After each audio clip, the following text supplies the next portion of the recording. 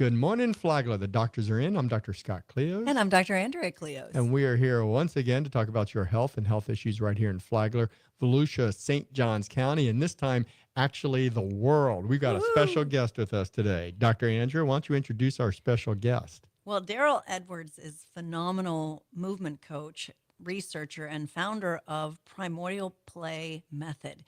And I met him at an obesity conference several times, actually. And I've been wanting to get him to be on this podcast for a very long time. And he's an amazing individual and has really studied the evolution of movement and how it's built into biology and physiology and neuroscience, and also involved in play psychology. And just recently, I was reading an article about the blue zones, and these people who live long and extensive lives, they don't see movement as something they need to do in the sense of going to the gym and a responsibility thereof. They see it as a necessity, but they also incorporate fun in life.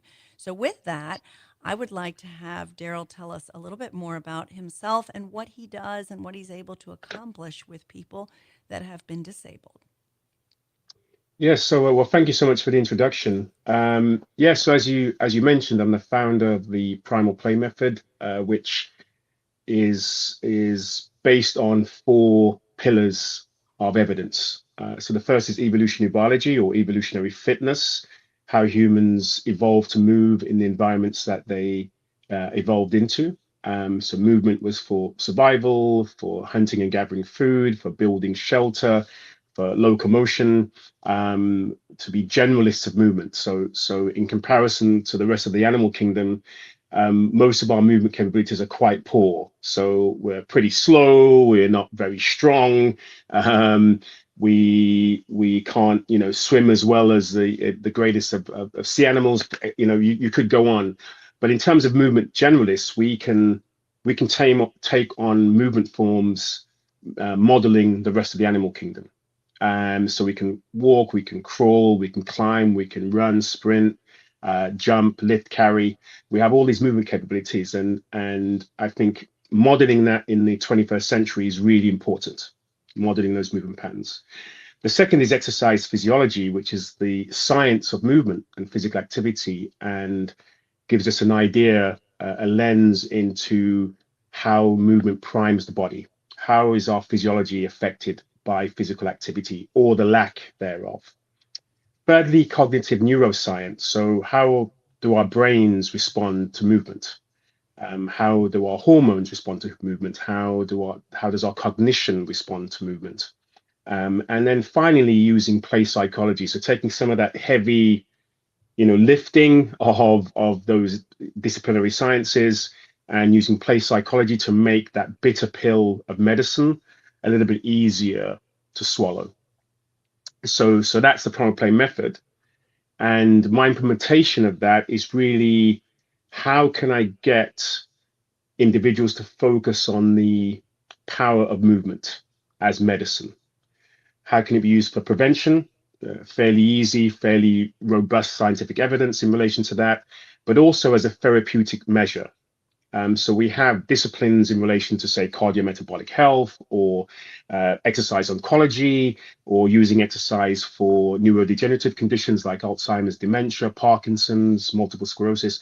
So there are all these disciplines now that are aligned to utilizing physical activity as medicine.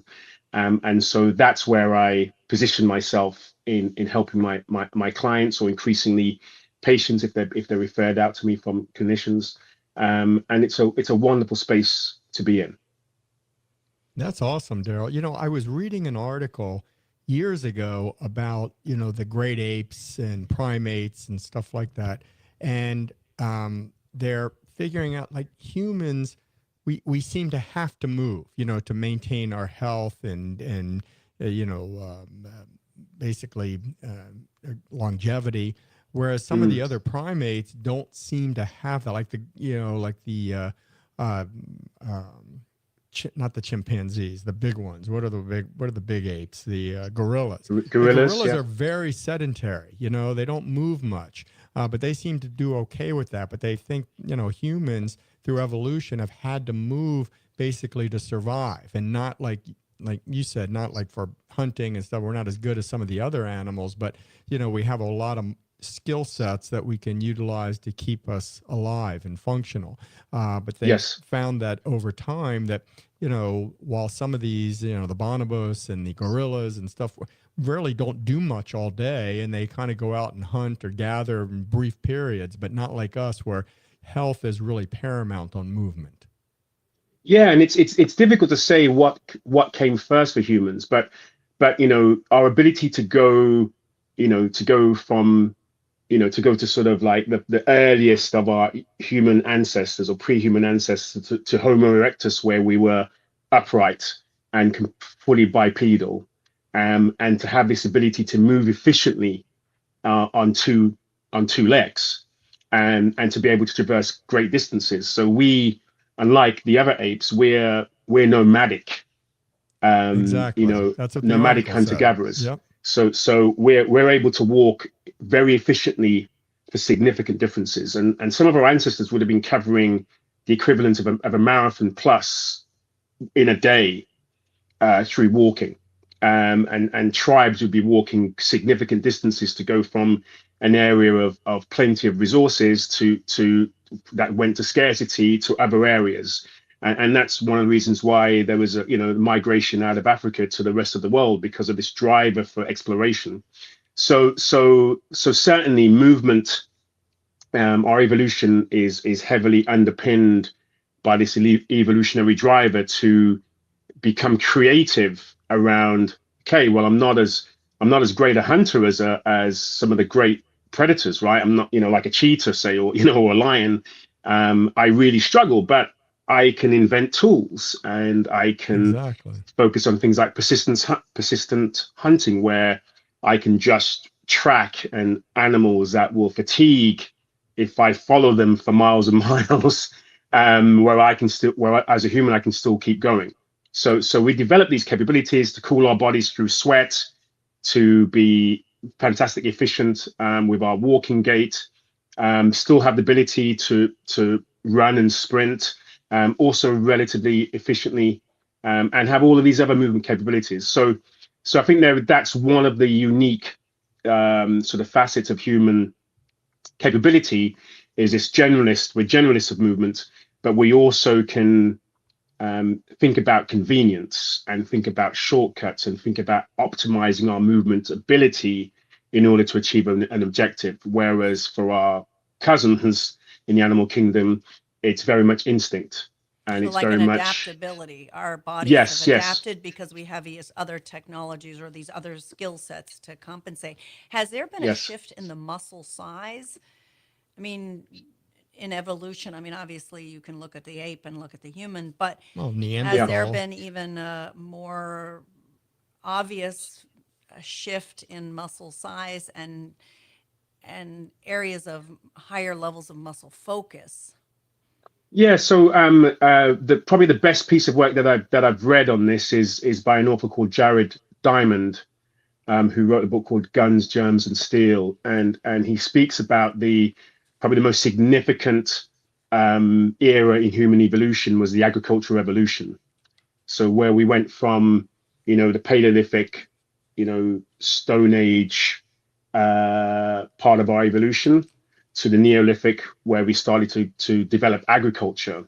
And this was one of the first times where there's a significant change in body composition and our physiological makeup. So we went from taller, more leaner, more muscular humans to ones that were impacted by the type of workload that became, we're settling down, we are, planting seeds, we have animal husbandry, we are no longer having to traverse great distances during our day-to-day. We're no longer, we're no longer having unsuccessful hunts. We're learning to store food and to harvest food. And so that was one significant change. And his book talks about these differences between the sort of Paleolithic humans and agricultural humans. And then another change, probably the second most significant shift, was in the Industrial Revolution, where we became even less focused on physical labor that would occur through agriculture and farming to, being sedentary in manufacturing and into office-based work.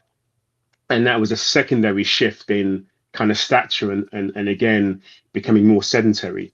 And then some argue that the third shift, I think it's the Anthropocene, is the now of sort of 21st century living, the technological revolution, whereby we're the most sedentary we've ever been in human history. 100%.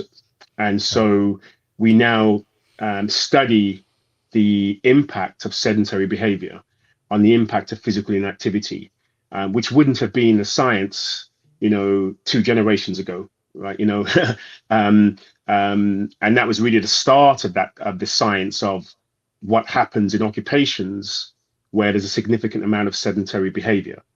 So you may have heard that there's a very incredible study in the 1950s by Jeremy Morris in the Lancet in 1953, and he compared London bus drivers with London bus conductors.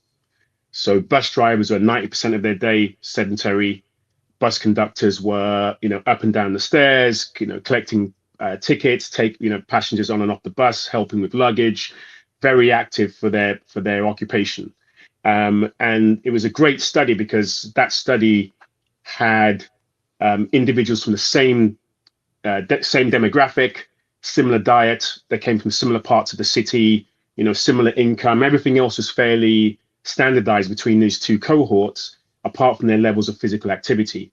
And he found that there was a greater incidence of cardiovascular disease and death in bus drivers than conductors, and also the survivability of those having a cardiac event was far worse in sedentary occupations. And of course, some people argued, oh, well, that's maybe the bus drivers have more stress, because they're having to navigate the traffic all day, they have less communication, right, than say the conductor has. Maybe that's some of the reasons for the differences in mortality. So he continued the study looking at other occupations, office-based civil servants versus postal workers, and they found this similarity, this correlation between sedentary occupations, office-based occupations, and those who are more active throughout their day. And this carried on for up until the 70s, looking at sort of longitudinal studies on how humans are impacted by sedentary behavior. So there's a good, robust evidence base in the literature as to what happens when we're sedentary, but now we're starting to understand the sort of biochemistry as well. What happens at the tissue level, at the cellular level, when we're inactive? What are the benefits of moving physiologically?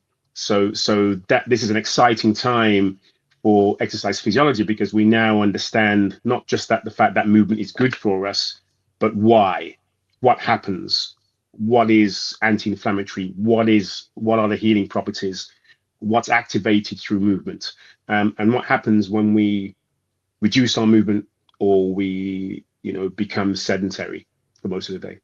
It's funny because another article I read basically was looking at the sedentary American usual sad diet and all that stuff, and they were comparing them to the metabolism of a hunter-gatherer group in Africa, and they did some kind of radio labeling of their protein and their meals or whatever, so they could track their energy utilization.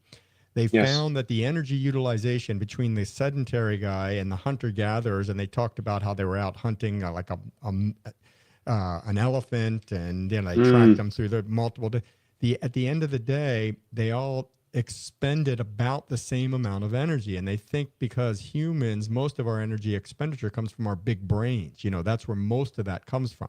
So the fallacy that going to the gym is going to help you lose weight is wrong. I mean, it's not that in and of itself. Most of our energy expenditures it's all diet. But the problem with not moving is that you lose function, right? I mean, proprioception is such an important part of our lives. And as we see patients get older, when they lose the ability to orient themselves in space, they become unstable, and then they fall, and then they break a hip. And, you and I both know, Daryl, and Andrea knows that morbidity and mortality goes up tremendously in older individuals who fall down and break a hip. So, what you're doing is fabulous, because it's getting people to preserve functionality, and I was talking to a fellow one time who was telling me that, we used to think proprioception was all called, and it was all stored in the lower part of the brain, in the cerebellum.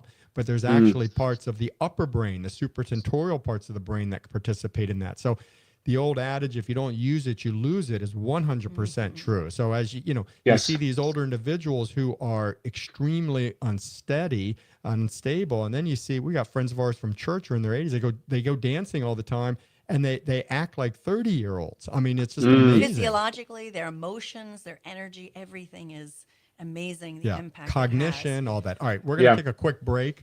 If you guys have any questions for myself or Dr. Andrea or Daryl, you can email us at the doctors in doctorisin at WNZF.com. You're listening to the Doctors In on WNZF News Radio, 94.9 FM, 1550 AM. Stay tuned. We'll be back in a moment. And we're back. For those of you just joining us, we have a special guest with us today, Mr. Daryl Edwards. He is the founder of Primal Play Method.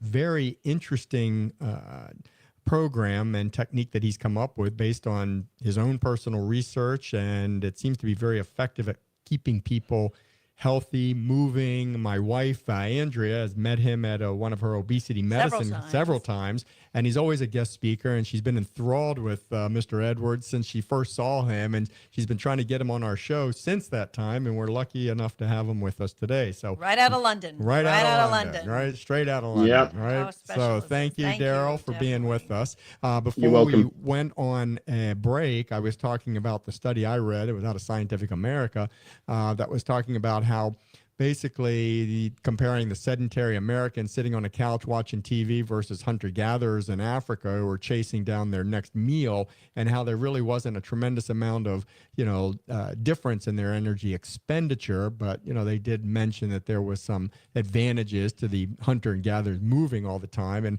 during the break, Mr. Edwards says to me, he goes, "That's not true." He goes, "I can refute that." So we want to hear that. He goes, "So we were going to hear what he says." There's two different camps on this, and so he's going to give us his view here. Yeah, there's two different camps. And I suppose to make it really simple to understand, it's a bit like if you said the only way to determine if somebody is with obesity is by using BMI, and that was your position 10 years ago, everyone would have said that's a perfect way to measure obesity in an individual.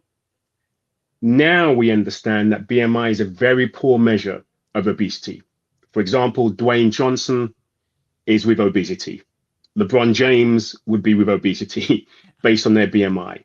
So we have more accurate measures such as body fat percentage, total muscle mass. We can do measurements like waist circumference, waist to hip ratio. So we have much better and more accurate measurements of body composition. And it's a similar argument for calorie expenditure. So the method often used in literature that's a couple of decades old doesn't accurately reflect true metabolic kind of exertion. So for instance, if I go on a hunt with a significant amount of exertion, or if I'm in a gym and I do a hit session, and you measure the calorie burn during that session, isn't much of a calorie burn based on that work. But there's a post-exercise fat burning that takes place, and it called EPOC, excessive post-oxygen consumption. So this rate of accelerated calorie burn for 72 hours post-activity that isn't taken into account based on these measurements that are done in research. So that's one of the reasons for the discrepancy. The second reason is the amount of lean body mass. So the more muscle mass you have, the more calories you burn at rest. And so, yes, the brain requires a significant amount of resources, but the muscle, which is should be a much greater proportion of our body, also has a significant metabolic rate. So our blood glucose, blood sugar, muscle is the prime utilizer of blood glucose for energy, for fuel.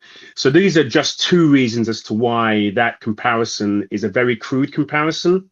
And actually, when you compare on a like for like basis, and you compare the levels of activity and the levels of not being sedentary outside of dietary intake, you'll find that there's a higher calorie burn during activity, post activity. There's a higher metabolic rate because of the amount of lean body mass and the lower levels of body fat percentage that exist.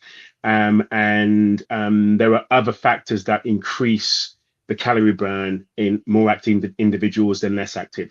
And you can see that evidence, even if you don't believe me, you can kind of see that evidenced in athletes when they're on season, off season. You know, when they have higher levels of physical activity during their training, they tend to be leaner and look more athletic and have better levels of body composition than when they're in their off season. And they're probably eating similar amounts of food during those times. But of course, the additional levels of activity have a greater impact on their body composition. So hopefully that gives a ballpark idea as to why Absolutely. Oh, that was that's great. refuted. That makes more sense, because I was kind of surprised when I read the article. I'm like, really? Yeah. No, that's a good explanation. I can tell you from my own personal, experience, when I'm heavier, my body seems to want to be more sedentary. It's like Yes. it's like a vicious cycle, because you get Yeah. heavier, you don't want to do anything, and then once Yes. you get to a point, and we have this fallacy. Some of the guys in the gym I go to still think that they need to eat before they go to the gym. It's like, oh, I gotta work, I gotta eat before I go to the gym. Like, no, your body's Yeah. really efficient at storing energy, but if Yes. you have that in your head, you almost convince yourself that you're not as strong if you don't have a big protein meal before you go to the gym. So it's great Yes. that you're out there with all the scientific data to support your methodology. So that's So awesome. tell us Yeah, a for little sure. bit, Daryl, about how you get people from very sedentary lifestyles and saying they can't move. I have hip problems, I have knee problems. How do you get them moving? And tell us some case Mm. studies or case patients that you've had, that clients that you've had that really you've been able to transform, and you might have even been surprised or shocked at what you've been able to help these patients achieve. Yeah, so I mean, I'm no longer surprised at how beneficial movement can be, and I think it usually starts through some education. So a patient in pain, osteoarthritis, or I'm dealing with cancer-related fatigue, during chemotherapy, or I have muscular, multiple sclerosis, and I'm struggling to maintain balance, for instance. So all of those examples. And so if you can educate a patient and say, well, hey, do you know that if you move, you're going to release hormones and neurotransmitters that will reduce your perception of pain? Really? Yes. You have endorphins, you have endocannabinoids that are released by your body when you move that will reduce your feelings of pain, not just physically, but mentally as well. So, okay, oh, wow. So you plant that seed.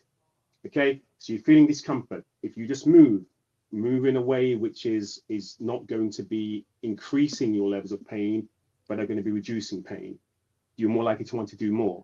So that's the first tick. I have fatigue. I feel really lethargic. How can you tell me to exercise when I just don't feel like doing anything at all?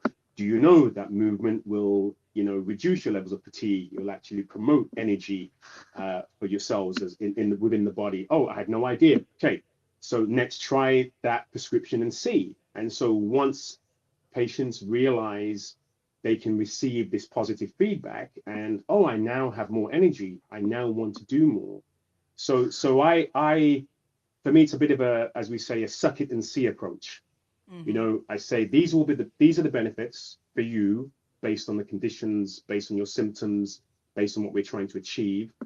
Here's a prescription to alleviate those issues. What happens once you do it?